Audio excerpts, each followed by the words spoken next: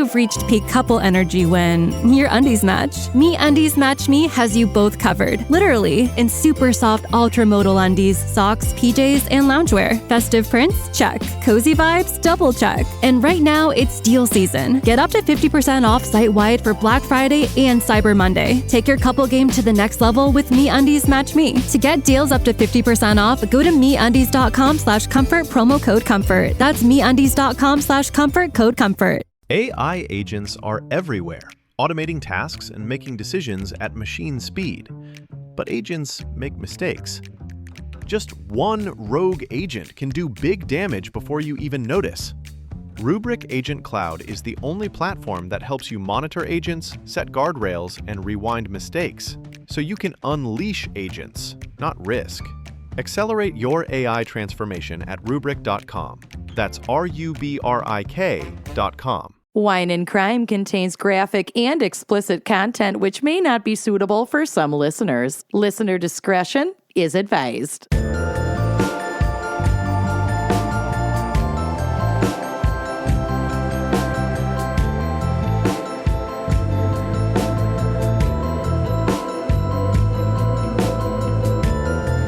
You are listening to Wine and Crime, the podcast where two friends chug wine, chat true crime, and unleash their worst Minnesotan accents. Yes, yes, yes. Yes, yes, and more yes. I'm Amanda. I'm Lucy. And today we have a very special gal's pick that is very appropriate for the Thanksgiving holiday. And that pick... Timely. That pick is Evil In-Laws. Yes. And can be evil. I have a little surprise for you today because I'm even going to be sharing a personal anecdote. Not about my current... Is Tom there? Not about Tom or Sue. God bless them. Angels on earth. Bill and I both got very lucky with our in-laws. Like, you know, our parents might have screws loose, but not in ways that ruin your life. So... Yep. You know, I'll take it. I consider myself lucky as well. Yes, correct. Yeah, for sure. Your in-laws are pretty chill. But yeah, I have a personal story because I was looking for a bunch of just like in-law horror stories. I did find a couple of cases, but they were really brutal. And I was like, I can't connect with this right now. I just want to, I want to go to the internet to anonymous forums where people just talked mad shit on their in-laws and with good fucking reason. That's what we need. And I have something to share from a previous life that I don't even think I've read to you before. So, oh my God. Okay. Yeah, some people know about it, some people don't, but a lot of people are about to. Oh. But before we get started, we're going to do our wine crime pairing, and I am going to activate my far left extremism because personally, fuck Thanksgiving. It's like the worst of the holidays. It is a bullshit, whitewashed holiday that aids in indigenous erasure, and how white people choose to engage with it does matter. But I'm not here to tell everybody what to do. But I just, I have a lot of fucking feelings about Thanksgiving, and I hate it. Okay. And, if you like your family, you can get together with them other times. That's fine too. But just, want to take a moment to encourage people that, on holidays like today, or like quote unquote Columbus Day, Indigenous Peoples Day, and all the time, these are great opportunities to support, pay reparations, and provide, much needed necessities to indigenous populations still residing right here in the United States. And we've talked about that in many different contexts many times before, so I'm not going to belabor the point, but just, hopefully if you're popping this on, at home, maybe in your car, maybe while you're cooking some meals, whatever you're doing, just to take a moment to think about how that this day can impact and harm indigenous communities, and how we as white people can do something to participate in harm reduction. So, spend some dollars with an indigenous business. And that is why I have also chosen an indigenous owned winery to shout out today. It is located in the United States. It's in Santa Barbara, California. And the wine does ship to a lot. Like, I went to the shop page and I was like, oh, I'll read where it ships. It would actually have been so much easier for me to figure out where it doesn't ship. And I just didn't do that. So That's you can nice. check. Yeah, if you go to their website, you can check on their Our Wines page, and like at the top, it has like every state that they ship to. So a lot of people will be able to access this. But the winery I'm shouting out today is Camins to Dreams, Camins. I might be mispronouncing that. I apologize if I am. And then the number 2 and the word dreams. And from their website, this is a family-owned winery founded in 2017, the same year that we established the podcast. Whoa. It's Synchronicity. been a really long 9 years. Yeah, almost 9 years. It'll be 9 years in February of 2026. That's fucking cray. A 9-year-old can read. Our podcast can read. A 9-year-old I'm could so drive proud. in a parking lot with an adult in the car. A 9-year-old could definitely shoot heroin just from their DARE programs. Totally. Totally. And if you don't know what that's in reference to, join Uncorked and listen to the November Drug Dive. Yes. Because it's a fun one. But yeah, that blew my mind. I'm also a little high right now, so that hit me harder than I thought it would in multiple ways. Hit you like some angel dust straight to the dome. I still keep thinking about PCP. I think I'm addicted. I've never tried it before. I'm pre-addicted. We recorded her drunk dive yesterday, and she literally texted me today. No context. Well, full context, because I knew what we had just recorded. But no other text. I hadn't heard from her since And it the was night at like before. 8:30 in the morning. 8 a.m. Because I was up to pee, because I promptly am awoken by my bladder every morning at 8. So I always check my phone. And there's a text from you that just says, I can't stop thinking about angel dust. I can't. I was fucking dying. Anyway, fuck the DARE program. Fuck Thanksgiving. But yes to Camins to Dreams, founded in 2017 by the wife winemaking duo. So we've got indigenous queer people owning and operating this winery. Oh, I love that. Tara Gomez, a member of the Santa Ynez Band of Chumash Indians, and it's either Maria in spelling that I do not know, or that Maria feels like a very anglicized way to pronounce this, so I'm going to try to pronounce it the way that it is spelled, which is Maria. That's a beautiful name. Either way. It's really beautiful. Maria Taribo, and she hails from Catalonia. Together, they craft wines that celebrate their diverse heritage while embracing a philosophy of minimal intervention. So the wines that they produce are fermented with natural yeast and low levels of SO2, and they are committed to showcasing the distinct character of each vineyard that they exclusively partner with. And all of the vineyards that they partner with are organic, biodynamic, and regenerative vineyards in San Benito and Santa Barbara County, with a focus on the Santa Rita Hills AVA, all of which uphold a deep respect for the land and for its workers. So they're very ethical. Like they don't own or operate a huge vineyard.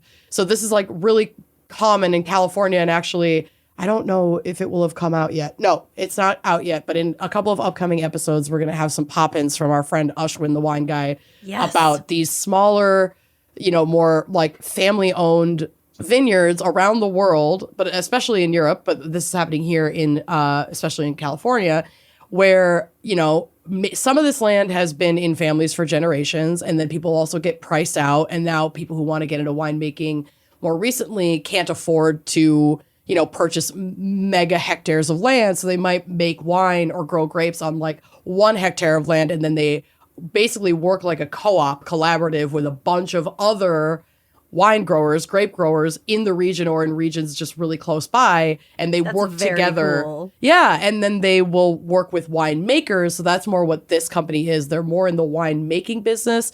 And then they have really gone the extra mile to collaborate with vineyards, like grape growers that are very much aligned with their values. And again, like they're saying, with respecting not only the land, but the people that are caring for that land and tending to those vines. So I think that that's really cool when you can know a little bit more about like the deep love and respect that people are putting into the wine that they're making or whatever it is that you're making. I just think it makes it so much more special. Mm-hmm. And for such special and amazing wines, the price points are spectacular, and they have a lot of different varietals. But, with the foods that a lot of white folks like to eat on Thanksgiving, I thought I would go with a white wine. And The one that caught my eye was their 2023 Albarino. Albarino is like one of my favorite wine varietals. Oh, yes. It's so good. It's like really great with food, specifically spicy food, but I don't think you're going to be getting much of that on Thanksgiving. But it has a nice, dry, palate cleansing finish. It's light, but a good one is still complex in its flavor. So it's not just used to rinse your mouth out between like bites of terrible, shitty, dry turkey. It's also just a very enjoyable, delicious wine that pairs really well with foods all over the spectrum. Fatty foods, spicy foods, red sauces. Like it's just a really nice, versatile white wine. This is made from grapes from Santa Ynez Vineyards and the Happy Canyon of Santa Barbara. So they collaborated with vineyards in both areas. And it is 12.8% ABV, which I also like because it's a little bit lower. So your family's not all getting hammered and then fighting with each other about whether or not Talking about the Epstein files. Whether or not Trump blew Clinton, which I totally think happened. I can't wait for that to come up at Thanksgiving. Oh. I'm not Drop putting those anything bombs. Past these fuckers. No, these Caligula-ass motherfuckers. Of course, these rich old weirdos are all fucking each other, which you do you. Just stop trafficking and raping children. That would be cool. And then making life worse for out and proud gay people. Mm-hmm. Yep, all of that. So, Jesus. This won't get you so hammered, but you can still consume a decent amount of it. And yeah, I highly recommend that people head to Camins for Dreams, Camins. Oh, sorry, 2 Dreams. Camins 2 Dreams. I'm very high. Camins 2 dreams.com, and you can peruse their website, learn more about their story, and order your wine directly from them and support their efforts. They have some wines in cans. They do. They have canned rosés you can buy by the case. Really cute. And they have a Gruner Veltliner. They sure do. They sure do. They have some beautiful red blends. Their library of wines, their selection of wines is really fucking lovely. So check them out. I can order some right now and bring it to Thanksgiving because That'd we're be not perfect. hosting this year. Thank Christ. Yeah, no, I never have to worry about that. Yeah. All right, let's take a quick break to hear a word from our sponsors, and so Lucy can order her wine, and we're just going to be right back, especially if you're an Uncorked member, because you're getting this episode ad-free as part of your subscription to support our business. We're a small business. We're struggling like everyone else. I'm thankful for our Uncorked subscribers, and Me too. we really appreciate you and hope you're having a good time over there, because I know we are. All right. We will be right back. BRB. This is a hectic season, especially for people who cook. Like, you try staying on track during the season of like cookies and cocktails and roasts and turkeys and hams Spreads and dips. And dips. It's too much. It's too much. But ButcherBox really takes something off of your plate by putting something better on it, baby. We're talking clean, high quality protein delivered to your door so your meals stay simple, satisfying, and actually nourishing, even in December during dip season. ButcherBox delivers over 100 premium protein choices straight to your door, including 100% grass-fed beef, free-range organic chicken, pork raised crate-free, and wild-caught seafood. I love their seafood. Mm-hmm. For nearly a decade, ButcherBox has led the industry with meat and seafood that's antibiotic-free, hormone-free, and independently verified. It's a cleaner, more trustworthy version of what you would find at the grocery store, delivered right to your door. We always love that. Mm-hmm. Every product meets the same rigorous standards, whether it's filet mignon or chicken nuggets. Don't sleep on their chicken nuggets. They're so shocking. good. They're so good. They're so good. I have no children. I have many orders of the ButcherBox chicken nuggets in my freezer. They're delicious. They're so good. Whether you're hosting for the holidays, meal prepping through the chaos, or just feeding a family with picky preferences, ButcherBox offers curated or fully customizable plans that fit your needs and your schedule. And as a certified B Corp, ButcherBox is committed to high standards from how the animals are raised to how their team supports workers and reduces environmental impact. I love how, accessible all of the information is, especially when it comes to your protein. You really want to be aware of the impact that this has on the people, the animals, the environment, all of it. And ButcherBox does just that. Plus, every box ships for free always and includes member-only perks like recipe inspo, tips, and exclusive deals to help you make the most out of every meal. As an exclusive offer, our listeners can get free steak in every box for a year, plus $20 off your first box when you go to butcherbox.com/gals. That's right, your choice of filet mignon, New York strip, or ribeye in every box for an entire year, plus $20 off your first box and free shipping always. That's butcherbox.com/gals. Don't forget to use our link so they'll know we sent ya. It's the holiday season, and for a lot of folks, including myself, that means a lot of traveling. We're going to be bouncing around like pinballs all during the Christmas season to see all the family. And you know what is the top priority when not only dealing with travel stress, but the multiple realities of family stress? That would be comfort. Yes. And lots of food. Lots of food, lots of comfort. And the only thing that I can count on being comfortable and not driving me cuckoo bananas is, frankly, my bras. Because I switch everything over to Honeylove, and they are genuinely the most comfortable bras. I always lay out my outfit for when I'm flying, especially if we're doing one of our overseas trips. And it requires a Honeylove bra because I don't want underwires or pinching or straps falling or any of those obnoxious things that just drive you nuts under your clothes while you're on a plane. No. Yup. No. Also, holiday parties, you gotta start those with the right foundation. For me, that is a skirt and some black tights. And I do like to throw on some Honeylove shapewear under there because I forget that I'm wearing it, which is unheard of. Don't spend the season tugging at uncomfortable bras or shapewear that rolls down. Honeylove moves with you so you can really enjoy the moment. They have this new Cloud Embrace bra. Oh, it is it's so good. comfy. It's good. It's like a wireless t-shirt bra with sturdy, lightly padded foam cups. Feels like a cloud. It's a wireless bra for people who love underwire. You know what I mean? You want that lift? You want that support? Gift Honeylove to yourself or someone you love because nothing says holiday spirit like support, comfort, and confidence. They also have undie bundles that make the perfect stocking stuffer. And if you're going to be dancing the night away on New Year's Eve, you don't want super compressive shapewear.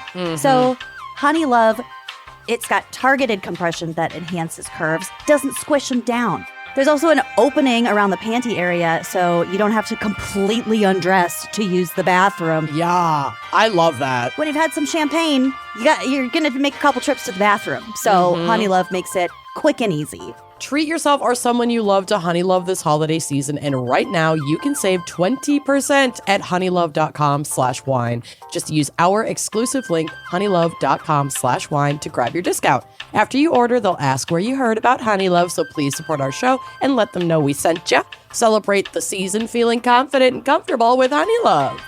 You tell yourself, just one more chapter. But then all of a sudden, before you know it, it's 2 a.m. and you still need to know how it ends. That was me in Palm Springs reading my book. You were up late. I honey. know. Totally was you. I couldn't stop. With Galatea's bingeable, can't stop reading romance and new releases every week. You know what? Sleep's overrated anyway.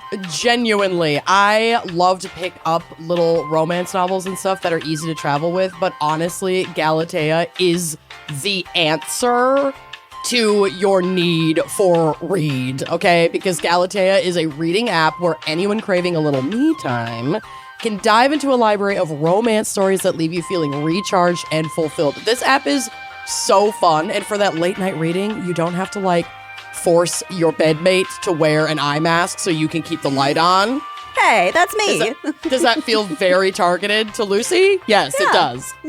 There are over 1,000 bestsellers to choose, from shifter romance to bad boy billionaires, forbidden love, slow burn fantasy, teen drama, and much, much more. Galatea is home to original stories and standalone stories with an exclusive catalog of best-selling authors. With new chapters and series dropping every week, there's always something new to explore. So if you're a voracious reader, Galatea is your girl. She's always going to have something for you.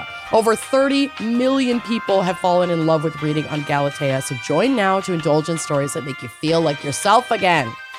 Right now, Galatea is offering our listeners an extra 25% off on top of an already irresistibly affordable subscription when you go to galatea.com/gals.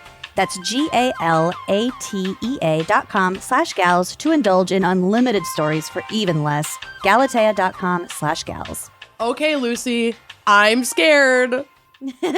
You maybe should be. What do you got? Well, I wanted to start us out with a little bit of psychology about gratitude because it's Thanksgiving. The giving of thanks. Yep, because while as a country, and for all of the reasons that you gave, we are totally fucked. We're trash. We're trash. We're trash. Awful. That being said, I think feeling intentional gratitude just makes you a better person. Yes, it's an important part of like maintaining your wellness is being fucking grateful for shit. Yeah. Especially when times are awful. Well, yeah. You have, yeah. Basically, here's a little bit of psychology about gratitude. The emotion of gratitude has been linked to lower rates of depression. Oh, wow. It also creates a buffer against future depressive episodes. So it does not matter. Everyone feels at times like everything is shit. Yup. And it can be hard. It can be a challenge to be actively grateful all the time. Mm-hmm. But it has been shown to decrease stress levels while also enhancing positive mental states, joy, optimism, tranquility, all the good stuff. Optimism and hope feel so good.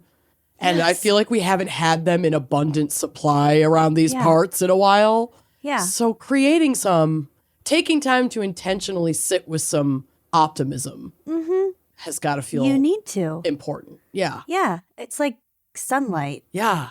Yeah. You can survive without it, but like At what it's cost? a lot easier to just go outside.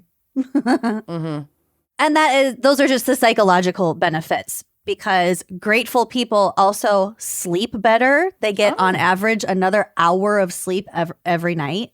Wow. They have stronger immune systems and they exercise on average 90 minutes more every week than someone who would not describe themselves as grateful. Shit. And they I also am have not grateful enough, that's for sure. And they also have more satisfying romantic relationships. So they're literally getting better sex and are probably excellent lovers. I would imagine. Gratitude activates the hypothalamus. It's the little guy right in the middle of your brain, but it controls like fucking everything. Every emotion, every hormone, whatever the fuck. Yeah. Literally sleeping, but also emotion.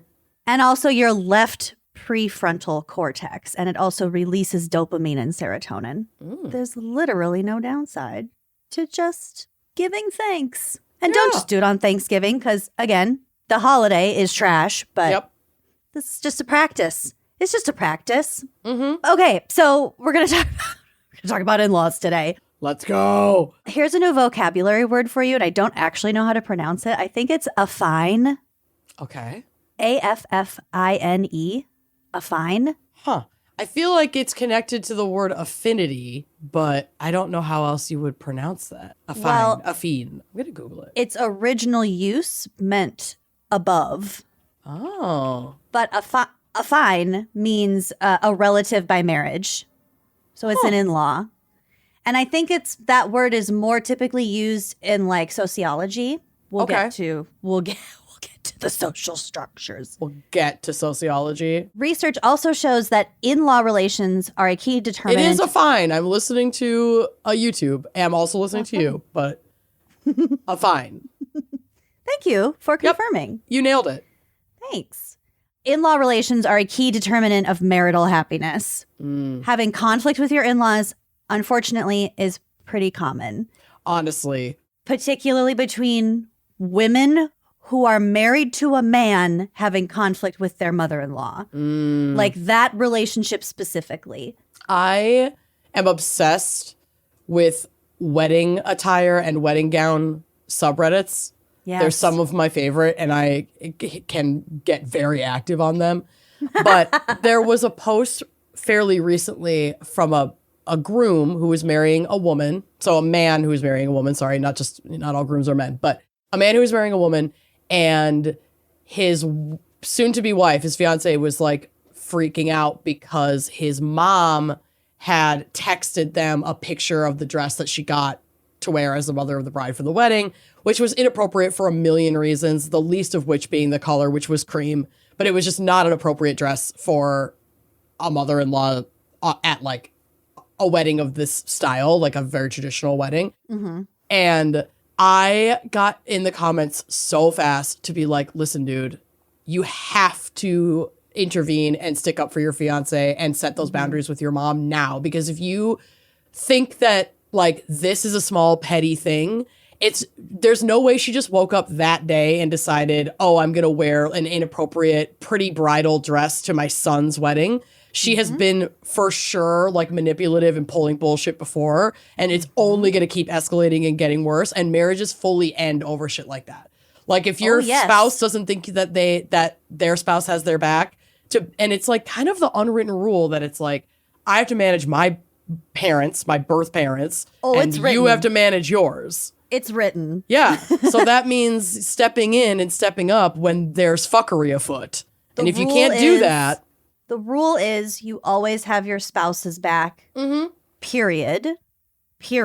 Yeah, as long as they're not like a horrible monster, but then they shouldn't be your spouse. Yes, of course. Yeah. It totally ends marriages. Yes. I don't know how I would deal with that, but fortunately, I don't either. My mother-in-law would never. No. My mom wore a silver dress to my wedding, and she looked really fucking great in it. She looked beautiful. My mom wore a navy blue dress to mine and accidentally matched with like all of Bill's family, and they looked gorgeous. They were stunning, all of them.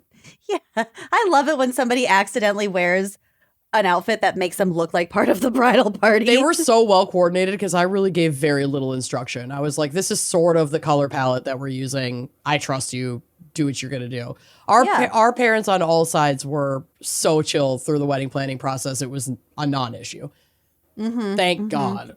Well, we're lucky because about 60% of married women report having a fraught relationship with their mother-in-law. 60%? And that is according to Cambridge academic psychologist Dr. Terry Apter. Man.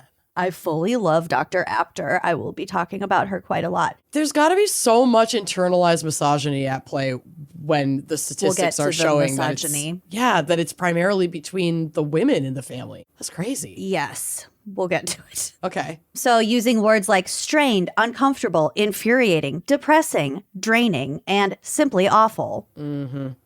Mothers can be suspicious of women who have influence over their sons, and wives can be frustrated at how much influence a mother may still have over their adult spouse. Yeah. So that's kind of like the classic mismatch. Mm-hmm. Yeah, we'll get to it. Okay, don't marry unhealed men. For people who marry men, they have to be. I mean, they don't have to be perfect, but they have to at least have some tools in place to know how to heal their fucking inner wounds, because that's how you get adults on any part of the gender spectrum that like cannot separate from their parents and still need so much of their parents' guidance way past when it should be necessary. And then you're missing out on the really cool adult relationship friendships that you could have with your parents when you're not like perpetually each other's ward. Yeah. Or like, the only emotional fucking support or support friend outlet, like, the only vessel for any sort of emotions, for all the emotional labor. If a mom does all the emotional labor for her son, that is not the son that you want in your life. No, because it teaches him to do none. He'll do none for you. None. Fuck. He'll do none for himself or for you. What are you doing, sis? Someone out there is reconsidering their upcoming marriage. Yes, babe. Love is conditional. Yes, it is. Yes. Boom. We'll get to all of this because I went down a rabbit hole in terms of my whole segment is psychology. Yes. Started with gratitude. I haven't done psych in a long You're in a psych hole. time. I was on a psych hold. Yeah. Yeah, big time. Okay, so my new girlfriend, Dr. Apter, wrote a book that I obviously want to read. It's called What Do You Want From Me? Learning to Get Along with In-Laws. Ooh, great title. I know. I have a picture of the cover of the book on the drive. Love so it. It is both an academic exploration and a practical guide. And it's described as a comprehensive tour of all the tensions and includes subheadings such as, you're going to feel these so hard. Subheadings such as, why is it so hard on women? Are you really part of my family? And whose side are you on? Yup. I have thought, are you really part of my family? Mm-hmm. Like, what are the rules here? How forgiving do I have to be? Right. And that's sort of like that's the whole question, right? It's literally the whole question. It's the whole question. So, a little bit of the backstory. Turmoil with one's mother-in-law is sort of a classic trope. And like we've said, especially between a daughter-in-law and a mother-in-law. Mm-hmm. The Roman satirist Juvenal, not to be confused with the modern rap R&B artist Juvenile, wrote in 100 AD, quote, domestic accord is impossible as long as the mother-in-law lives. Oh, that is brutal. Yeah. The 18th century English novelist Henry Fielding observed, quote, the word mother-in-law has a terrible sound. Pointing out all of these are complaints from men. Yeah. When, as we know, that is not the most common. And then we have all the mother-in-law jokes, such as, my mother-in-law's an angel. And the reply is, oh, you're lucky. Mine's still alive. Congratulations. When did she pass? Congratulations. When did she pass? That is a Mike Jacobson joke if I've ever heard one. Yeah. So Dr. Apter duly notes, they tend to be in the male voice. They're almost misogynist rather than specifically about the relationship. So she goes on to say that there's sort of a more modern expectation that when you're in a romantic relationship with someone, it's just about the two of you. But to cut ties with a parent is not a natural or comfortable thing to do. And I'm talking outside of like abusive and toxic relationships. Right. Especially when today, statistically, young adults are living at home with their parents for longer and depending on them financially, for insurance, for everything. Which I get, and is not what I was disparaging at the top about like people and their relationships with their parents, because that makes total sense. That's a totally different ballgame. That's completely family different. units still helping each other for survival is not the same as it's like the emotional bonds that are the red flags, not these other things. Totally, yes. Yeah. I just wanted to clarify that. So, and what I'm saying is when young adults have a stronger bond emotionally, financially, etc., with their own parents, and then they get into a romantic relationship, and neither of the pair kind of considers the fact that now they are dating a whole new family also. It's not a romantic notion to consider your lover's parents and how well they fit into your life. So a lot of people don't expect to think about that when they get married. And then or they suddenly, think like, all we have to do is get married and then they won't have a say in anything. You know, like that's not a good goalpost to have. family is complicated, whether you're born into it or married into it. Yep. So this is from a Guardian article about Dr. Apter. Your wife. There's one, my new wife. Well, she's married. That's why she wrote a whole damn book about in-laws. So are you. Doesn't mean you can't have a multi. That's true. Just These because are I'm married modern doesn't mean I times can't have a related. wife. Exactly. If there is one belief that pulses through Apter's book, it's the power of the blood family. It teaches us how to behave, guides us through the ways in which life may be lived and understood. Quote, it's a very powerful template. It goes to the very core of who you are, and you don't always understand that you're referring back to it. When you get any two families overlapping, there's always a cultural difference, and you don't always realize how deep these are. So within one family, there will be rules about how loud you can speak, how much emotion you can show, either positive or negative. It's minutia. Things that are not discussed, but your family's like a microclimate. It's a whole every family universe. has its own dynamics and little family quirks and culture. That's normal. And everyone's is different. And comparing one family to the next can be really fucking wild. So if you find yourself in a little bit of a tricky situation with your in-laws, something to consider. Something to consider. Okay, so in this article, Dr. Apter shares her own experience with her husband and her mother-in-law. So long story short, her mother-in-law is English. She was raising children in the 1950s. So being a woman was wrapped up in being a mother and like the manager of the home. She did not grow up or like come into adulthood in a world that could question gender norms and gender roles like that. So the mother-in-law would compliment Apter on things like how nicely the laundry was folded or how clean the kitchen was. And Apter's like, I'm a fucking professional. Right. Like, I don't care about any of that shit. but at the same time, she was also raising children at home and she was like writing. So she was frustrated because she felt like her career was invisible and she wasn't getting any sort of Recognition acclaim or recognition acknowledgement from her husband's family about that. So she has all these really strong feelings and she's venting to her husband and her husband's like, yeah, she can be a little bit much sometimes, but you know, she means well. Yeah. And she's like, why don't you get it? So that's when she started like researching and studying all this. So she says men are better at stepping back because they take a lower profile in the home, which is where your in-laws visit. Yeah, the women are fighting. I'm not going to get in the way of that. Quote, it's very difficult for a woman to just sit reading the paper. She will want to be engaged and the mother-in-law will want to be engaged. And if they have a different way of laying the table, preparing the Brussels sprouts, admonishing or praising the children, those differences may be experienced as difficulties or undermining of the other. Very true. Okay, this is my favorite part. It's very dorky. I found a really fascinating research paper from the National Institute of Health. Oh.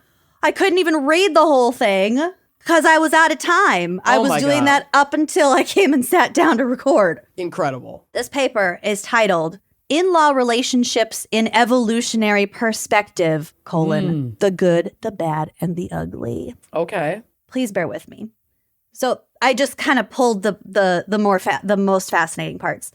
So they start by talking about Darwin's theory of evolution, natural selection. This implies that the fundamental interests of any focal actor, so be it preferences, tastes, ambitions, and aversions that are characteristics of its species, will typically be such that the pursuit of those interests tend to promote the actor's fitness, meaning... Fitness meaning like value, like contribution. Meaning that species will continue. Oh, okay. Fitness, able to reproduce healthy offspring, continue the species. Got it. Okay. Darwin. Okay. Hamilton, he was like a sociologist in the 60s, not Alexander Hamilton. Got it. Hamilton's extension of Darwin's theory further implies that the interests of two parties will tend to be harmonious in direct proportion to their degree of genetic relatedness. Okay. Meaning, you will get along much better with your sister than you will with your cousin. Yeah. Oh, okay. Okay. Strangers aside, it's like how distant you are unit. Genetically in the family tree is how harmonious your relationship is. Interesting. Okay. However, common ancestry is not the only source of shared fitness interests.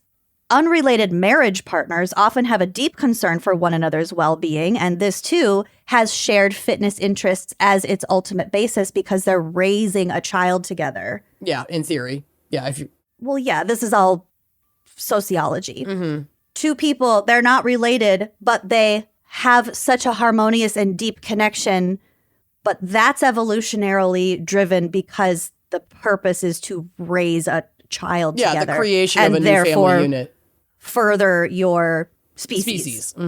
So Indeed, under certain conditions, unrelated mates may attain a level of common purpose that surpasses that of even the closest genetic relatives. Call it love. Yeah, you might love That's your just what love partner is. more than your sibling. I love this. Hamilton, 60s sociologist, famously wrote that on the basis of inclusive fitness theory, we expect to find that no one is prepared to sacrifice his life for any single person, but that everyone will sacrifice it when he can thereby save more than 2 brothers or 4 half-brothers or 8 first cousins.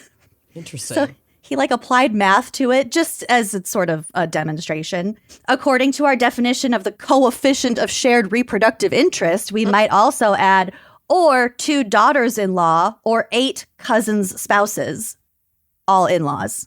Okay. So it's further dividing it. If they're in-laws, then that's obviously 50% less love right there. Sure. He quantifies it. Okay. Which was it's funny. It's odd. In short, calling affines, your in-laws, your kin, is more than a mere metaphor.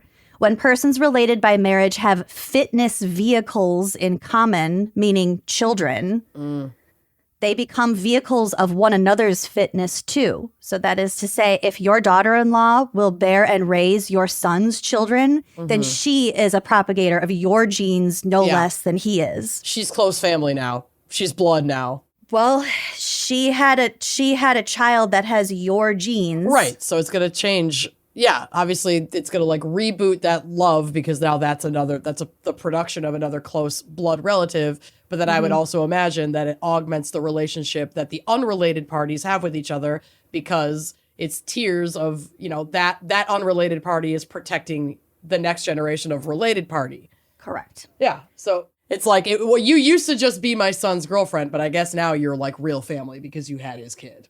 And in such a way, grandchildren can be used as weapons Pawns. against, Absolutely. in toxic relationships. Okay, that said, so we did the good. Now we're doing the bad.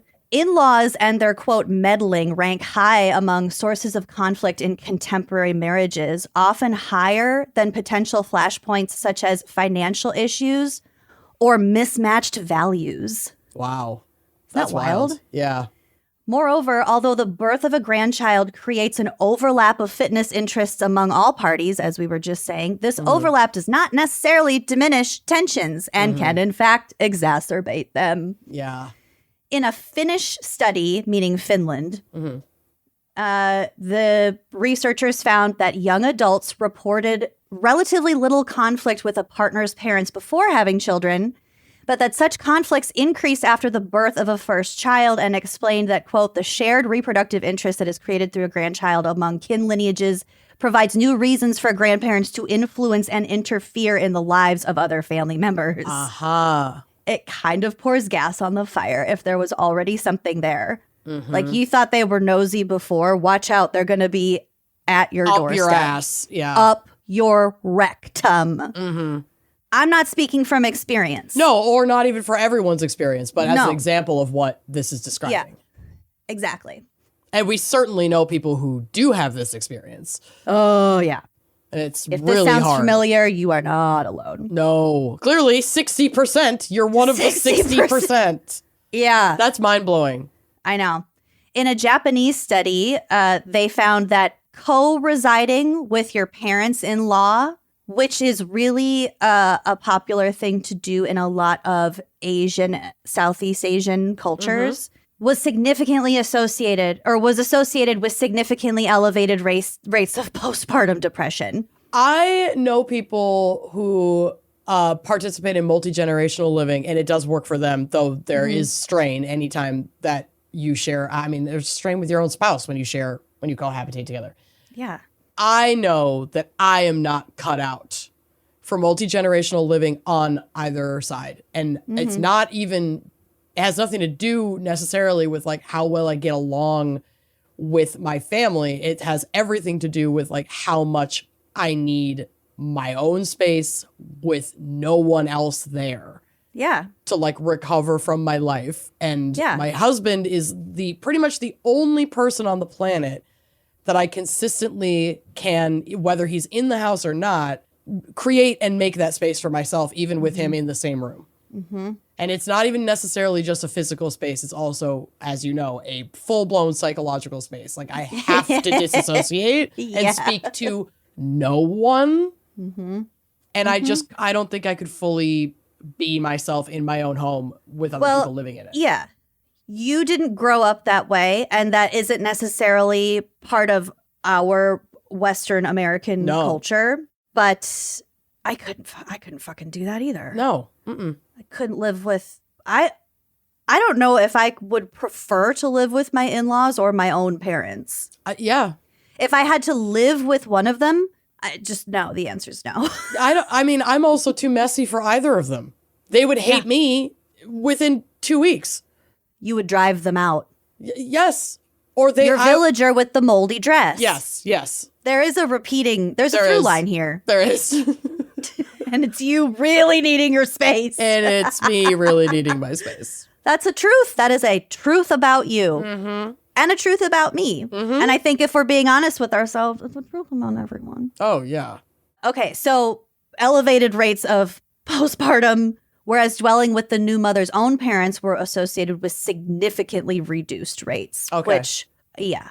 I think that does make sense, though, because it's like you're probably going to raise your child in a similar style that you were raised, or at least with some of the influence that you received growing up.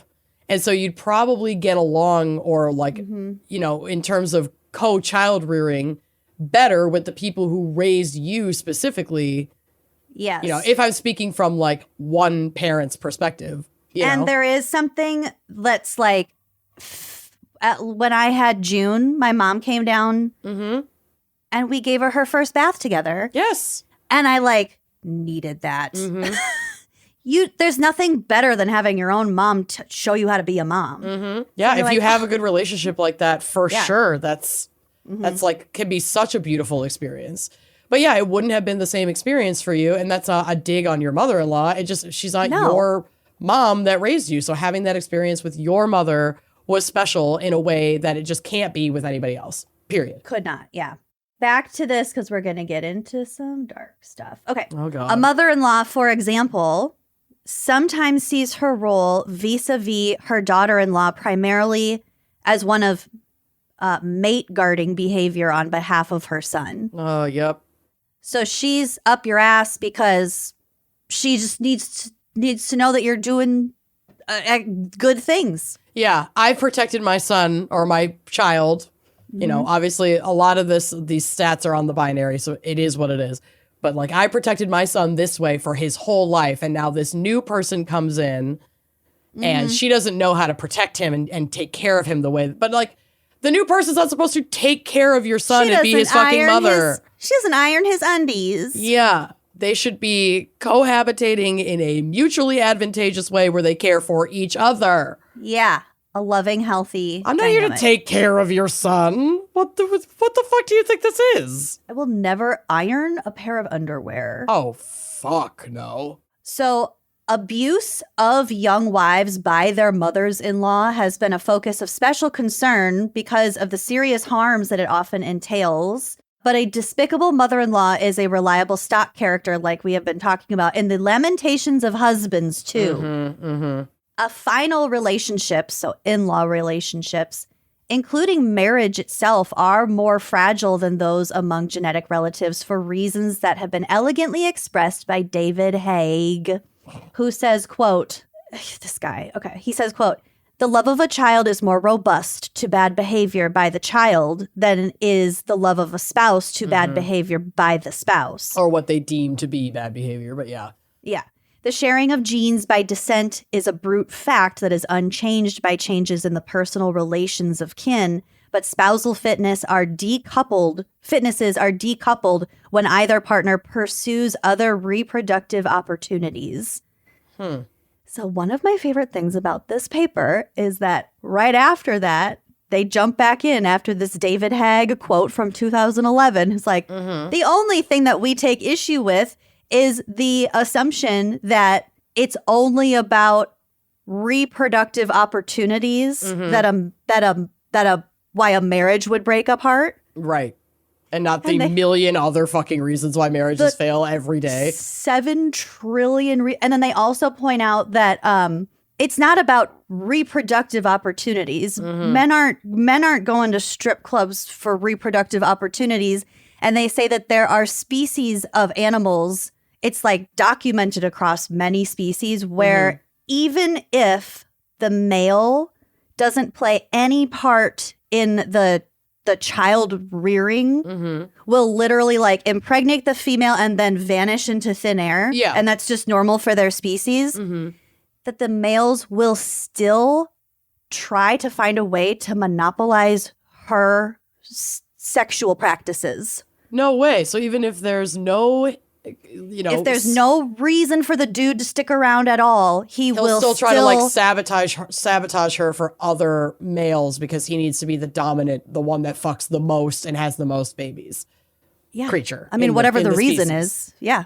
Dang. But they're kind of pointing out that like we get what you're saying, but it's not about just reproductive opportunities. Right. It's men are horrible. Well, at the end of the day. I mean, if you're looking at it from this like anthropological view, that's like this drive in the sense that women are the ones that rear children, and the men also have an option to leave. I guess they do, and they have this like innate drive. I'm not even saying men. I'm saying like in the example you were giving of species that behave this way specifically. Males have this like the males have this innate drive to not just spread their seed everywhere, though that is a large aspect of it, but it's like dominance, power among the hierarchy of their species.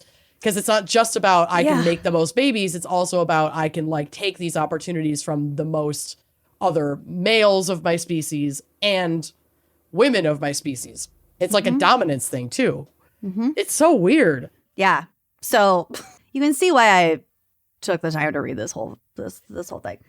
It's fascinating, yeah. Okay, so let's get to the ugly, because that was just the bad. The majority of homicides in which the victim and the killer were related adults are spouse killings.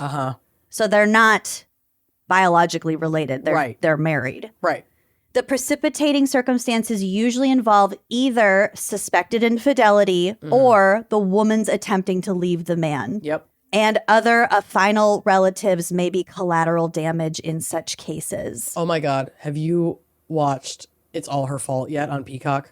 No. Holy shit. I'm not going to say anything else about it, but I saw the preview. I started The Beast Inside Me. I haven't watched it. It's Claire Danes. It's on Netflix. Okay. It's a limited series about a writer and a murderer. This is also a limited series on Peacock, and it's okay. It will wear your neck brace because the whiplash from the twists and turns of that fucking show until the very end absolutely floored me. I was shocked. So yeah. Then we gotta wrap this up. Continue. A recurrent variety of homicide that is virtually confined to affines, in-laws, is that in which the victim is slain for harboring the killer's estranged wife. Oh my God. Meaning the woman leaves, she goes to her parents' house or her sister's house or whoever, the man comes after her, kills everyone. Oh my God. That is a recurring theme in these murders. Oof. Typical victims in these murders are the killer's father-in-law or brother-in-law, but female in-laws may be killed too. Moreover, in samples of homicides from diverse societies, affines other than spouses comprise a proportion of all victim-killer relationships that is surprisingly high when one considers their relatively low rates of contact and engagement. Right. So this is their specific example. A sample of 100 adjudicated homicides among the Bhil, B-H-I-L. This is a patrilineal, quote unquote, tribal group in India. So they studied, they were homicides. That's what a judge found. Out of 100 of them, 7 men were slain by brothers, including one paternal half-brother who was erroneously labeled a stepbrother, and an identical number of brother-in-laws. So 7 were killed by their own brothers, and 7 were killed by their brother-in-laws. Oh, wow. Which is remarkable because It's like warring in-laws- families, basically. in-laws point. typically live far apart and they Yeah. rarely meet, whereas brothers see each other every day and are engaged in chronic disputes over family property. So the fact that the numbers are the same Yeah. is kind of wild. Yeah. That is really wild. The presence of stepchildren is also an important source of marital conflict and also a major predictor of uxoricide, which is the killing of one's wife. This kind of made me laugh. The news organization Stuff maintains a public archive of all homicides known to have taken place in New Zealand since 2004. Between 2004 and 2018, 117 women were reportedly slain by their husbands. And our examination of the news coverage of the killings and the trials reveals that no fewer than 49 of those victims, so that's 42%, were the mothers of children sired by previous partners, meaning they were her children, they were not her husband's children. Yep. So the killer was the children's stepdad. Yep. 42%. Yeah, I mean, yeah, it makes you wonder about, again, that whole like anthropological It's the dominance thing. It's like you can't, you have somebody, you created somebody else's child, and that like triggers this weird male, and again, not every time. It's just in this example, it's like, it's just that whole thing where it's like, I can have you, no one else can have you, and I'm going to sabotage this for you and anyone else who tries to get to you. Or got to you before I did. This also says, since the coverage of individual cases was not always fulsome, and 1 in 5 wife killers avoided a trial by killing themselves, Oh my God. that 42% is surely an underestimate. Wow. So the most notorious category of homicidal violence by in-laws is that of so-called dowry deaths. Oh. Or bride burnings Oh, in the God. Indian subcontinent. The former term, the dowry deaths, signals that these killings occur in the context of demands for dowry payments that the bride's family cannot or will not meet. And bride burnings means that the immediate cause of death is most often a kitchen fire. In India alone, between 6,000 and 9,000 young wives die every year in what are officially recognized as dowry-related crimes. That's according to the government of India. In reality, the toll is surely much higher since the great majority of such deaths are officially recorded as accidents or suicides. Right. That's really fucking sad. Really sad. So if you have good in-laws, Yeah. Don't take them for granted. don't take them for granted. I did come across a list for 3 rules for getting along with your in-laws. So if you are in an in-law situation, an affine situation today, just Maybe remember these these will help. things. Like we said, your loyalty is to your spouse. You have a united front because it causes major issues. When there is conflict between your family and your spouse, don't feel caught in the middle. Your place is on your spouse's side. To do otherwise is to undermine the trust that is underpinning of your marriage. So there's that. Tip number 2, remind yourself why you're doing it. You love your partner loves their family. So that's just like love through osmosis, kind of. It's the transfer of energy. You don't have to like them, but the effort to accommodate your partner's family is one of the greatest gifts you can offer in your marriage. You're used to putting up with your own relatives, and you accommodate their quirks and foibles, and now you just do it again. Do it all over again. And when all else fails, lie. There's also wine. And cutting Pretend them off you're completely acting. if you must. Yes, but It's always an option. it's always an option. I mean, if parents on any side are like actively harmful to you, racist, abusive, etc., Yes. etc., etc., it is always an option. Blood is not thicker than your own fucking physical and mental wellness. And love is conditional. And love is fucking conditional. I'm just saying, if your in-laws are just annoying, Right. Just put up with them. put up with them. Couple holidays a year and then you're gone. And when you do, if and when you do have kids, live far away. Oh no, we're moving to Siberia. Portugal. No, there's no airport. No, I'm sorry, you can't visit. Yeah. No, it is going to be rough. Anyway, bye.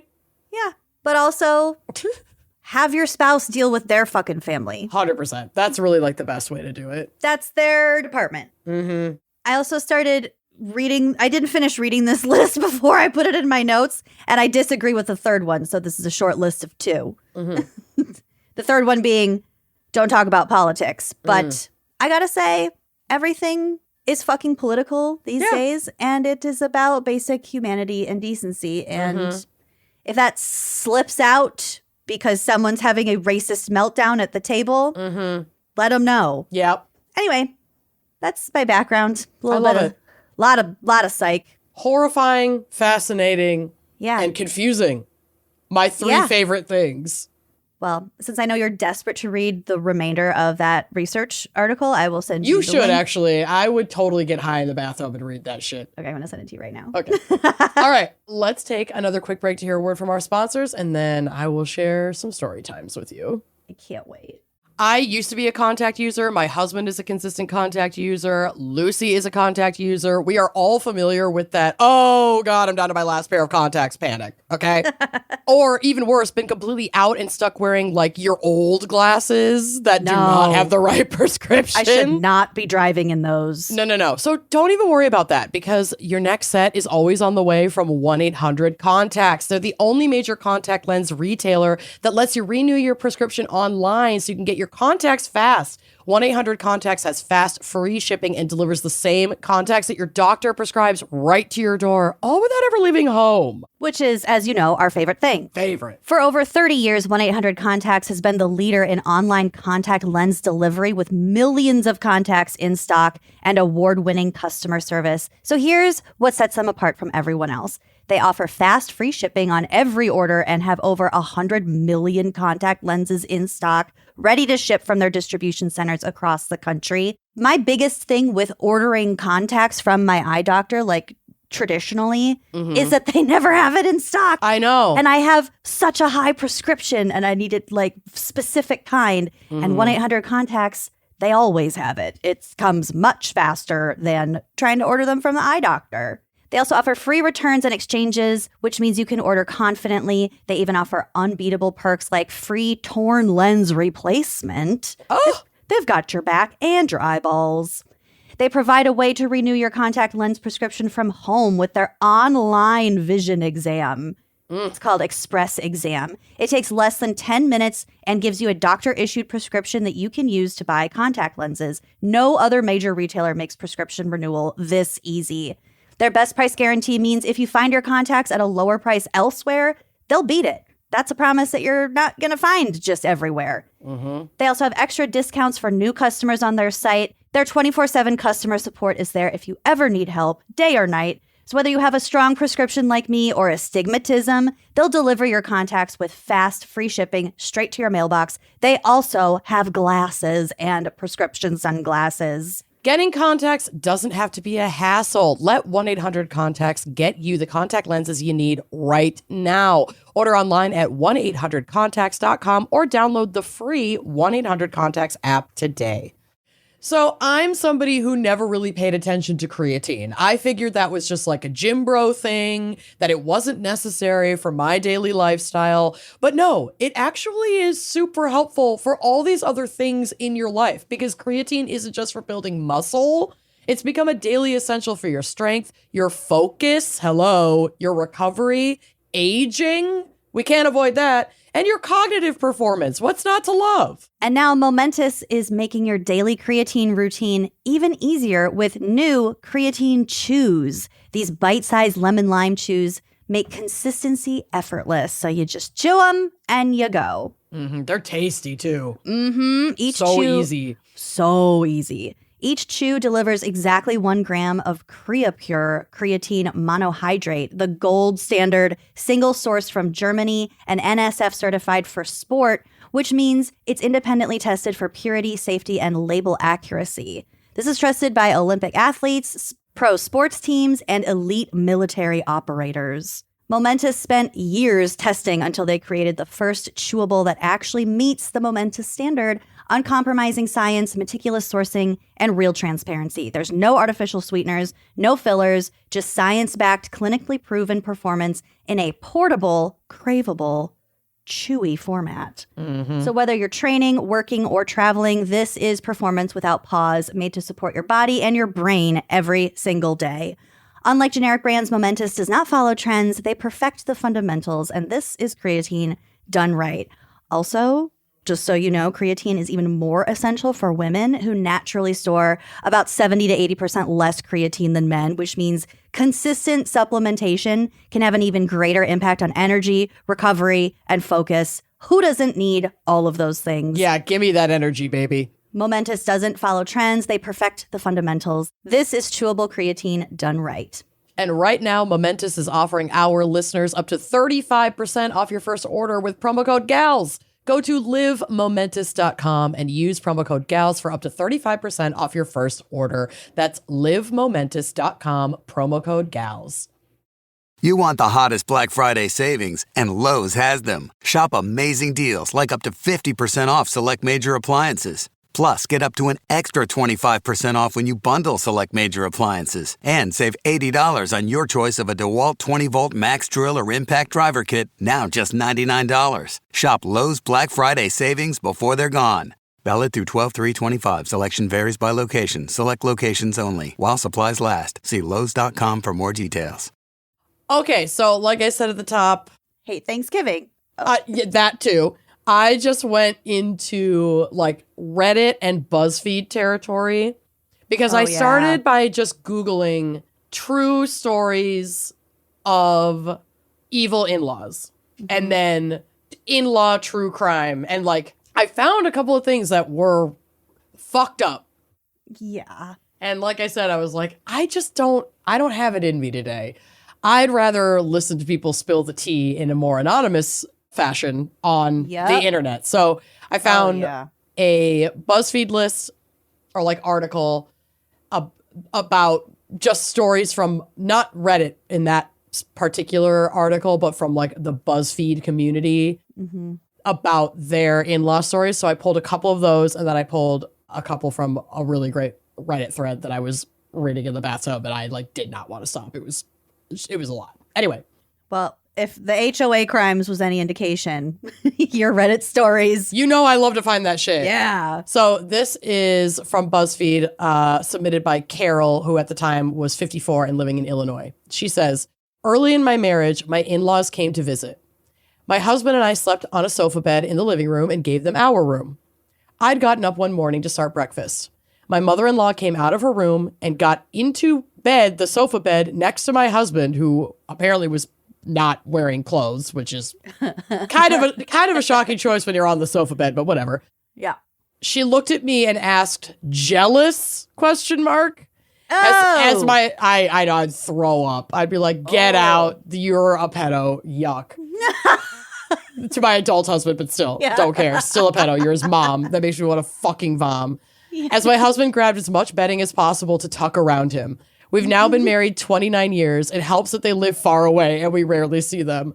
The only time she smiled in any wedding photos was in the one she took with my husband, just the two of them. That shit freaks me out.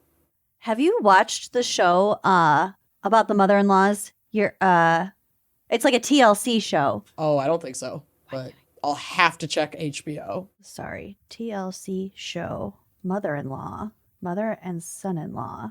Oh my God. Okay, there's two. That's why I couldn't think of the name. There's actually two. One of them I know about MILF Manor. No, not MILF Manor.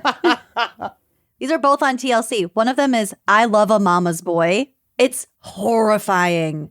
This features over-involved mothers and their sons, and the show Smothered, capital M, Smothered, which focuses on the close relationship between mothers and their adult daughters and sometimes includes their in-laws. Okay. I Love a Mama's Boy. Oh, they move in. Yeah. They'll come over and do laundry. Mm-hmm. They like, when it comes to like child rearing and like getting pregnant, lines are crossed. Mm-hmm. Mm-hmm. Yeah. It's not great. This was written by an anonymous submitter who just said, my mother-in-law invited a date for my husband to our wedding reception because, quote, we would never make it. The audacity. She says, we have now been married 50 years. Can you imagine? You know, when I forgot where I heard this recently.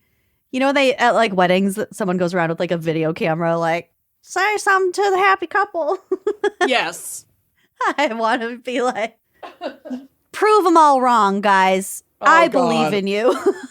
Don't listen to the naysayers. I think you'll make it. I just wanted to let you know that I'm really glad that you're here. We have to do that in Palm Springs. We do. Who should we do it to? We'll do it to Hannah. Yeah, who's the most fragile? Jason. Jason. We have to do it to Jason. We're really glad that you're here. Yeah. Despite what anyone else is saying, like, we're really glad. Yeah. All right. We are. Jason has been chosen. Hannah's too sweet. Okay. And this episode comes out after that trip will have already happened. So there's nothing you can do about it. It's not a warning. We'll let you know how it goes. Here's the next one. This is also anonymous. There are 2 things my ex-husband's family did that were very strange to me right off the bat. Keyword ex-husband. Only 2. Only 2. Oh. First, during our wedding reception, my in-laws' entire family went to my condo, which my new husband was moving into with me, and the family trashed it with supposedly funny prank things. Oh, no. Don't touch my shit. Oh, this is going to make you crawl out of your skin. Oh, my God. I can feel it already. They covered all toilet seats, handles, and faucets with Vaseline. They filled our entire bedroom with wadded up old newspaper covering the floor, bed, and all of the furniture. That's not funny. They opened and emptied all dry goods in the kitchen all over the floor, removed all of the light bulbs from their home. What the fuck? She said, et cetera, et cetera, et cetera. I don't even want to know what those et ceteras are. No, they just trashed their house. I burst into tears when we went to the condo after the wedding to pick up our suitcases for our honeymoon. They had left messages on all the mirrors in my lipstick about how funny the pranks were and how much fun I would have cleaning it up after our trip. I don't get how this Their was funny. honeymoon. Oh my God. Can you believe? I can't. Then, when we visited them on our first Christmas as a married couple in their home, we opened gifts and we were given sets of sheets from all of his relatives. Everyone got them sheets. Nothing but sheets for the bed. All of the sheets were strange patterns, like for kids with Disney prints and pictures of pigs. No. We had no kids. Oh my God. When I looked confused at my mother-in-law, she said, I asked you once if you needed anything for your condo, and you said sheets. So I told everyone that's all you wanted for Christmas. I never remember having any conversation like that. Everyone else got beautiful jewelry, new phones, and we gave everyone expensive new phones, jewelry, expensive, thoughtful gifts. I took home 5 sets of kids' sheets. Oh my God. I get it. It's Christmas. These are gifts, but like, oh no, these are not gifts. These people hate her. That's orchestrated cruelty. All of it is. No one who they trashed their that's house. Not a prank. They literally destroyed your property and then hazed you at Christmas. Like, thank God you're not in that marriage anymore. Oh my God. I did not see my ex-husband's family often due to living several thousand miles apart, but every time I did, they made sure to far pull enough. No. They made sure to pull some similar strange stuff. My ex has had 4 wives now, and they all apparently complain to him about his family and their passive-aggressive attitude toward his wives. Oh God. Yeah. So when they say that those marriages exes end, have a group chat. Oh, they need one. Are you kidding me? I saw a TikTok the other I want day. in that group chat, by the way. I know. I saw a TikTok the other day of a woman calling. She found out that her husband was cheating on her. Mm-hmm. So she called the woman that he was having an affair with. Mm-hmm. And she was like, we've been dating for 2 years. And she's like, so she found out that she was the other woman. The wife called the girlfriend. Oh, it was a wife. Okay. The wife called the girlfriend, and the wife's like, well, we've been married for 7 years and we have 2 kids. And she was like, I had no idea. So then, like, I think they had communicated and like broken the ice before the phone call, because then the girlfriend was like, I found the names of a few other girls and they knew a few other girls. So Whoa. they all have a group chat. Oh, I love that for them. Yeah. And the that wife's like, motherfucker. can you add me? And she's Yes. like, absolutely. It's just like a beautiful moment of sisterhood. I love that for them. Yeah. I mean, I hate that situation for them, but I love that they are like creating relationships and community about it and love not that we're tearing each other down. Jumping straight to blaming the woman that your Right. husband was fully cheating on you. And with. also lying to and fucking. Yeah, over. also cheating. Mm-hmm. Anyway, that is terrible. That one was really, really rough. I was like, That's how just on bad. earth? Okay, this is from Reddit user Karma Kitty. Also pertinent for today's episode. Thanksgiving morning, my husband drove our dog to my in-laws. They requested him. That's sweet. I get it. And They requested him. And reminded, so he drops off the dog. He reminds his parents, like, we're going to be over for dessert because we're going to wife's family's house for dinner. So we're splitting the holiday. We're going to eat dinner with them. We're going to come here for pie and games or whatever. That can be a loaded situation, It sure especially on can. a holiday like Thanksgiving when it's like, it's that day. Yeah, no. We just fuck with Christmas. Every year we do either a Minnesota Christmas or a Boston Christmas, and it's every other year, and both family just is Deal fine with with it. it. It is it's been working out for years. That can be a really interesting in-law dynamic. But yeah, if they both live in town, I could see how that would get trickier. For me, it's easy because my in-laws are here, but my birth family is out east. So It's also kind of weird how the dynamics of that change. Like, for example, Corey's one of 4 kids. Yep. I'm one of 2. yep. So like the flexibility depending on how big your family is, and then all the grandkids Right. and then all your siblings, spouses, and 100%. the more people are involved, the more like it's assumed that those plans take precedent. Yep. You know what I mean? Yep. But- And also I feel like there's a little bit of an ease when a family unit is larger because by the time you're making these plans, people have already been getting married, creating their own families, doing this and that, and accommodations have been made since the jump. You know? So, and I mean, that's really how it's always been in my family is like, I've lived out here forever, for a long, long time. I wasn't living back east with them for very long. And so I've always just come back and forth. So even after I got into a relationship that became a marriage, that pattern just continued. So it was more of an adjustment I would have to imagine for Bill's family, but they didn't give us any pushback about that. It made total sense to them that we do every other year. And then they'll also host us for Christmas like a little early so that we can do something with them before we leave to go out of town. So like a good family unit will just fucking make it work and compromise and not be a dick about it because they understand that guess what? you also have a life and things you have to do. Yeah. And if it doesn't work one year, the world's not going to end. It's not a big deal. There's always next year. Yeah. Don't worry about it.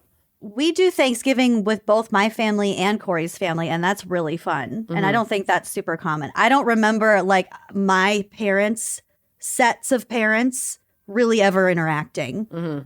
My parents' sets of parents did. But our house, my dad was an only child, but my mom's the oldest of 5. And my mom, we hosted a lot of holidays when we were living in Connecticut. And so my dad's parents would always, like my grandparents on my dad's side would always come because why not have 2 more people? And then it would be just this huge family on my mom's side and all the cousins and like the aunts and uncles and everything. And my mom's parents, so our grandparents on that side. So it was kind of crazy. So It was your like, mom's family absorbed your dad's 1,000%. family. And my I love grandmothers were very close friends. They were like 15 years apart. But they Oh, called that's each other. They sent each sweet. other letters. We used to like get them together. One lived in Pennsylvania, one lived in Massachusetts. And so like each of their kids would go pick them up and then bring them back to the house so they could like spend a week together after the grandfathers died. It was really a nice dynamic. They really loved each other a lot. Yeah. So it worked out great. But Again, very fortunate, apparently, Yeah. statistically. not to say that my parents didn't deal with in-law bullshit on both sides. They absolutely fucking did. Oh, yeah. But I think they deployed a lot more of the like distance and letting shit go side of the survival so that everybody could just get along. And when that worked, it worked. And sometimes it didn't. And there would be stretches of time when certain people wouldn't be speaking to each other. And that's okay. It happens. I love leaning into just like the family lore. Yeah, I have. Especially when it's your in-laws. Girl, I've got so much lore. It's crazy. So, husband, Thanksgiving morning, drives the dog to my in-laws, so wife's parents' house. They're trying to split the holiday in half. Dessert time rolls around. They've just had dinner with wife's family. They walk into husband's in-laws' house. The entire extended family on the husband's side is sitting at the dinner table with clean, empty plates. Their dinner was allegedly 3 hours beforehand. But the second we walk in, my in-laws announce it's dinner time. So they just came from dinner to a whole new dinner. The in-laws just held dinner until the time they were going to show up to have dessert. And made them... to force them to sit through 2 Thanksgivings. And made them feel like they were late or something. Yeah. Made everyone else wait. Oh my God. My husband and I anxiously look at each other, grab a plate, and then without warning, my father-in-law calls me a cunt. Probably because he's blaming them for, we can finally eat making him now. wait. Uh-huh. Oh my God. Can you imagine your father-in-law calling you a cunt at the Thanksgiving table? If Tom ever did that, if I ever heard Tom say that word, I think I would die of shock. But if he said it to me, I would either die of shock or burst out laughing because it would be like I think I would laugh. An insane. I wouldn't know how to respond. I think I would laugh out of panic. Like I wouldn't know what the fuck was happening. I'd be like, oh, he's possessed and we need to call a priest. This is supernatural. He's actively stroking out. He's something, we need an ambulance. Something is wrong. He needs a CT stat. I'd be laugh freaking out. Or call an ambulance. Yeah, it's either one. She finishes off by saying, honestly, that might not even be the worst story either, LOL. Oh my God. Yep. Okay. Oh, that's the end? Yeah, that's the end. Calls her a cunt and, well, yeah, okay. I mean, I'm assuming arguments ensued, but. Hot damn. I hope your husband stood the fuck up for you in that moment. You'd hope. That is a moment when the spouse needs a little bit of backup. User Chatama5 says, our daughter's first Christmas, my mother-in-law threw a fit that it was her last Christmas Eve with her son before we got married. So this couple had their first child before they were married. I was young at the time, so I gave in and we went with them to mass appease my future in-laws. So she's like, that was one of the first grievances is my fucking mother-in-law had a complete tantrum about us not spending our last Christmas as engaged with her when they just wanted, I think, to do their own thing with their kid. So she gave in on that. Some boomer moms assign the most bizarre importance, significance to like certain holidays. It's so odd. And it's also the last Christmas before that you're engaged. Married. It's like, who cares? Who gives a shit? Yeah. So fucking dumb. Is that just a boomer mom thing? I have no idea. But I guess in this person's case, the writer, the whole family has pulled some bullshit. Because then years later, she goes on to say, my sister-in-law, when I was 5 months pregnant with our third child at the dinner table, announced that I had let myself go. Oh my God. I'd punch a bitch in the face. Like, are you kidding me? I'm pregnant with my third child and you're going to tell me, yeah, I can't. Oh my God. That is one time when it is appropriate to call someone a cunt at the table. 100%. Now we have 4 kids and our youngest is ADHD like myself. He struggles to make eye contact and does not like to be touched. It's either mother-in-law or sister-in-law. I'm not sure who did this, but she grabbed his face and told him he will look her in the eye and greet her. Oh, his mother-in-law. Oh yeah. Oh my God. Our oldest had resort to violence. Oh, I know. Our oldest had recently graduated from UCLA and we attended a family wedding. Rather than congratulating her on her graduation, she, mother-in-law, so this person's grandmother, the daughter's grandmother, announced loudly about her being gay. My daughter had only told our family and wasn't ready to announce to the world. Oh my God. That is why said people it at a family wedding. That is why people wait till their crusty grandparents are dead before they come out. I know. This crusty bitch. She says, I can go on and on. So that's where it ends. Oh, no. Don't go on and on. This next one feels like generational mental health issues to the max. This is from Cerber2017. My grandmother-in-law threw a burrito at me. They acquitted that Subway sandwich guy. Hey, thank God. Yep. My mother-in-law lifted my gown during labor to look at my lady bits. Probably wanting to like see the kid crowning, but like get out of my vagina. Also, get out of the labor and delivery room. What? No. I couldn't. Some people want to have their whole fucking family there. I don't know how you could do that. But because of the possibility of anything like that happening, it's a no from me, dog. I mean, I would absolutely, if I was in the room when you were giving birth, my head is in there. She also said my mother-in-law threw a full-on temper tantrum when I picked my husband to be my support person during labor instead of her. That is so delusional. Bitch, you were never even on the short list. What the fuck are you thinking? On what planet? On what planet? It's like, have you been seeing those TikToks of like people doing their baby gender reveals and a mom on either side like sabotaging it so that they don't get the right results, and then the mom, like the future grandmother, can announce the gender instead of the couple? No. Yeah, it's been crazy. And that one amazing creator that always recreates like the unhinged like family dynamics, like weddings and events and stuff like that. I can't remember her name, but I think it starts with an M. But she's amazing, and her recreations are like so spot on. It's insane.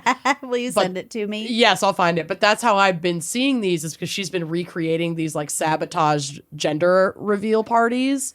But then you can find the original video, because all these people are tagging this spoof creator in the comments of these unhinged videos and being like, I can't wait for her version to drop or whatever. Yes. I'll find them there. But this shit is like, it's diabolical, but it's like psychologically diabolical. Like, these people are not well who do this shit. If you're pulling that kind of shit, you need so much fucking therapy. And this is the difference that I was saying. Like, the advice was for if your in-laws are annoying, not if your in-laws are lovely, don't respect boundaries, if they regularly make you feel uncomfortable, if they trash your house. Right. This is a person. That's not the same thing. This is a woman that I probably would not it wouldn't faze me to cut ties with after reading this last thing that she includes.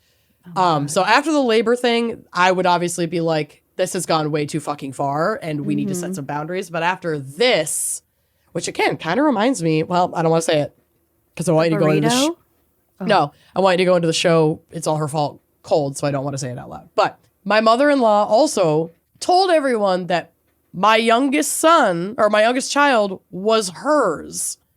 Made up a whole sob story about having kids so far apart in age and all this crap. Like, was telling people outside of the family that it was like her baby.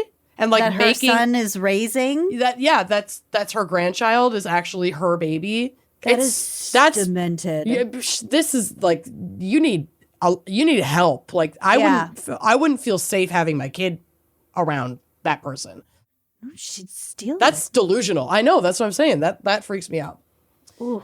Okay, I've got a couple more for you from Tarathil on Reddit. First time mother-in-law visited after we moved in together, she redecorated our living room, kitchen, and moved around all kitchenware with the motivation of, it's better that way. So this is the husband talking about his wife's mother. So this is from the husband's perspective. I was at work at the time, but came home early as I wanted to spend time with our guests. Again, this is their first time hosting them. I came home to a frantic and crying wife who was desperately trying to fix and hide what her mother did. Mother-in-law also bought full sets of, he says houseware, but he meant like flatware, like plates and forks and knives and stuff, for our house and her visit, despite knowing that me and my wife had a specific flatware set and plate set in mind that would be bought slowly over time because it's like fancy and expensive, and they'd been working toward accumulating these pieces. Mm-hmm. And so they were just using their cheap dishes. She just comes over with like a whole different set of dishes that they don't even want. These like fugly fucking dishes that they don't even want. We never bought our own as my wife was afraid of emotional backlash and if we get rid of the gifts. So it's Oh my God. she gave us the shit that we don't use, and she'll freak out if every time she comes here and we don't have them. So I guess we can't buy the plates that we've been saving up to buy. It's like, no, don't put yourself through that. Set those boundaries. That's really dysfunctional. And that's too bad that. And manipulative. Yeah. When moving houses and we were renovating, she also instructed the painter and carpenter to do extra things while I was at work, delaying the renovation by 2 weeks as they had to provide an extra invoice and set up an additional agreement due to insurance reasons. I was never told before that invoice that she was like changing things with their contractor. With their contractor. They were not happy when I said I had not agreed to any of that, and the draft was scrapped and they had to like remove a lot of the work and do shit over. Oh my God. Wife, I don't like the terms that he uses here, but whatever.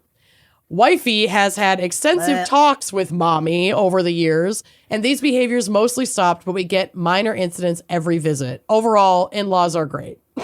Are they? Well, overall, they're not. That don't seem so great.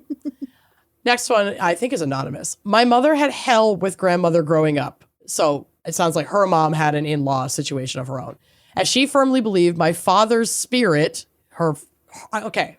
my mother had hell with grandmother, her mother's mother-in-law, so the writer's grandmother. Okay. As grandmother firmly believed that the writer's father, so mother's husband, he died at 22, resided within me as a twin soul, and referred to me as her child, not grandchild, all the way until her death. Whoa. This is terrifying. Even beyond what the other mom did, making claims that like the new grandbaby was her baby. This is even, I don't know the circumstances around that other mother-in-law who did that, but this is scary to read. Yeah. She would come to school and daycare to pick me up without my mom being notified. Oh my God. My mom had to call the police on several occasions to have me returned to her because Granny refused to open the doors to her house after taking me away. Oh my God. I think I got off quite well with my own mother-in-law. There's a lot of crazy out there. Whoa. Yep. Oh, that is so creepy. I know. That's just kidnapping. Have her arrested. Literally, I'd be getting a restraining order. This will not stand. You'd be on a list at my kid's school to be like, they cannot go with this person. You cannot release them into the custody of this person. So Period. fast. Yeah. All right, I'm going to finish with this one, which triggered me because I got a similar message from a family member of an ex when I got engaged. And yes, I will read it on the air, but I'm not going to name any names. But you are to me, bitch. Of course I am to you. Oh my God. Of course I am. Our friendship hinges on this. Yes. And the second you hear this, you'll know. But anyway, to set the tone, this Reddit user that triggered me. It's literally one line. Green Cymbeline says, quote, "The time when my mother-in-law said she wished my husband's ex-girlfriend could be her daughter." So without further ado, here's a message I got on Facebook from an ex's sister who we were together for a long time. We were young. This is before the podcast, so no one that there was a whole campaign about. But I knew her well, and there were several years in that relationship where it was assumed that this family would become my in-laws. Mm-hmm. Thank God they didn't. And they are not in contact with my ex, who is still a good friend of mine. So I'm still close with this ex and this ex's wife. We're very good friends. Yeah. Say no. I know who. You know exactly who it is. And they don't have a relationship with this family because this family is messy for a lot of reasons. And it's very understandable that they are not connected right now. Okay. So I got this message. This was literally like within days of my engagement. Saw this on my timeline. Ha ha ha. Congratulations on your engagement. I am very happy for you. I do have to be honest that there was always a part of me that was holding out hope that something would happen and you would end up marrying my brother. If I am really being honest, all my children, I'm not going to give any identifying information about that, still ask about you. No, they don't. I hadn't seen them since they were literal babies. And they wish on a regular basis that you were their aunt. No, they don't. We have no relationship. That is so crazy. It's the manipulation, trying to use her kids to make me feel some type of way. It's like, it's sick behavior. Whoa. Very, very happy for your future and miss you lots. If you ever talk to my brother, tell him that his the nibblings and his sister miss you too. He won't return our calls. This all happened when he got married. So she's also blaming his wife. Yeah. I just left her on red. I never responded. Oh my Lord. I was so fucking mad though. I can't believe you never told me that. I was so mad. I called him and his wife immediately. Yeah. To tell them that I had gotten this message. And I got it. I bet he was pissed. Well, I mean, honestly, we all just I was pissed. Yeah. And they kind of helped. We all just kind of made fun of it because it was so absurd that it very much like calmed me down. But there are times when I think about it and I get enraged all over again because it's like, if you want to know why you don't have a relationship with your brother, slowly read through the message you just fucking sent me. This is like I would not want a relationship with you either. This is so manipulative. It's vile. I haven't spoken to this person. By the time I got this message, I hadn't spoken to this person in maybe 8 years. Jesus. And the first time that they reached out to me when I'm engaged, one of the happiest days of my fucking life, is to manipulate me using your children and tell me, congratulations, but I wish you'd married my brother. This message had nothing to do with me. She wanted to get to him. Yeah. And so she used me to do that. And it's fucking sick. She kind of wanted to get to his wife, too. I absolutely. That's absolutely. a Probably crazy even more note to end on. Isn't that crazy? Yes. Yeah. So there you go. And they don't listen to this show, so I don't give a fuck. And I didn't give any names, so like whatever. But like, this is the kind of family dynamic that can really fuck up marriages if you're married into a manipulative and fucked up dynamic like this. And let's just say this apple did not fall far from the tree. A lot more stories about the tree, but just shared this one about the apple. But like, there is a reason that this particular person is estranged from them, because this is the behavior that I got from a very far distance and many, many, many, many years removed from ever having any kind of relationship with them. And that's what she came into my DMs about. Fuck off. Wild. Yeah, I hope she does randomly listen and hears this, because she knows exactly who she is. Yeah. And you can go in and try to delete that message. Don't think I don't have so many screenshots. Anyway, those are my stories. Oh my God. Yup. Oh, I just remembered one. I too will not give any identifying information. Okay. I love this. Gossip but sesh. We'll say it's a boomer aged mom. Okay. Boomer aged lady married to boomer aged dad. Dad's mother is still alive. Okay. And truly insane. Oh no. So the mother, the old lady. Yeah, she's got to be pretty old. She's probably in her 80s, 90s. Yeah.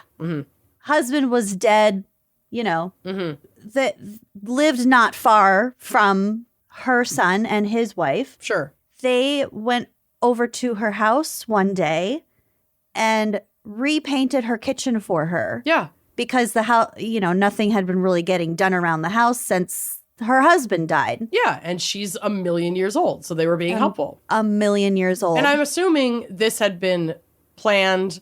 No, they were surprising her. Oh. It was a very kind thing to do. Okay. They were painting it the same color. It just had to be touched up. It was it was like a task that needed to get done. So they were just doing something nice. Maintenance and upkeep to take off of her plate. She came home, lost her mind because it was matte and not eggshell paint. And for years after that would bring it up. Was it super obvious? To her daughter-in-law. No. Because, I understand being annoyed that you used the wrong finish so that all the touch-ups stand out, unless they just repainted the whole thing fresh. They repainted the whole thing. The whole thing. And I'm pretty sure the mother-in-law had purchased the paint herself. I only get matte paint. I don't fuck with eggshell. It was one of those. It was one of those. It was whatever it was not something to get upset about. No, let alone not at all. Continue to bring up for another Forever. 10 years. Yeah, get the fuck over it. Yeah. This paint's gonna be here a lot longer than you are, Grandma. No shit. Get over it. Anyway, That so sucks. yeah. Mm-hmm. Ugh, gross. Well, But then, like, the person that you love was raised by that person. right. So, like, kind of what does that say about them? What does that say about, like, how our brains kind of decay as we get older? Well, that's your also- loved one's parents. Were they always that crazy? I mean, yes, we all deal with like the terror of turning into our parents, but that's kind of what I mean about like partner with somebody who is healed or at least like in the process. Who has the tools? Because the healing is a lifelong process, but like Yes. you can avoid some of that full spiral into like your worst self as you age Yeah. by consistently committing to work on yourself, even when it's hard, and so that you don't treat other people like shit. And that kind of leads into maybe we'll say a parting thought. You're not going to change anyone. No. So no amount of arguing about politics at the Thanksgiving table is really going to change anyone's fucking mind. Not right now. But you can change yourself. You can change how you receive things. You can change the boundaries that you have if that's needed. Yeah. Boundaries. So happy Thanksgiving. Oh, God. Fuck I Thanksgiving. hope you are so full of deviled eggs. And Regardless of the day. I'd wish that for you on an average Friday. every day, I hope you're full Yeah. of deviled eggs. May your And thank belly you for be full listening. of deviled eggs. May it always be full of eggs. Ugh, I'm so hungry. I have to go. All right. We'll see you next week. Thank you for listening. Bye-bye. Thanks for listening to Wine and Crime. Our cover art is by Danielle Sylvan. Music by Phil Young and Corey Wendell. Editing by Jonathan Camp. Our production manager is Andrea Gardner. For photos, sources, and other resources, head to wineandcrimepodcast.com. You can follow us on all the socials at Wine and Crime Pod. If you'd like to show your support and get access to all sorts of wine-fueled bonus content, check out our premium channel at wineandcrimepodcast.com/uncorked. Cheers!